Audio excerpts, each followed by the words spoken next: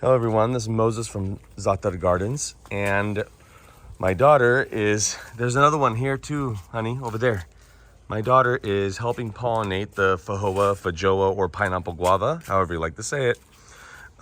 This tree is, I did a test last year. I didn't do this.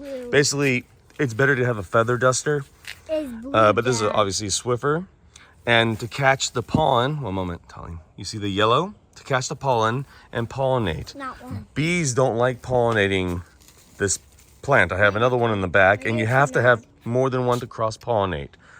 How it usually gets pollinated is by birds. These petals, these white petals you see, are really tasty. They're probably one of the tastiest edible flowers you could have in the world, in my opinion. I've had a lot of edible flowers.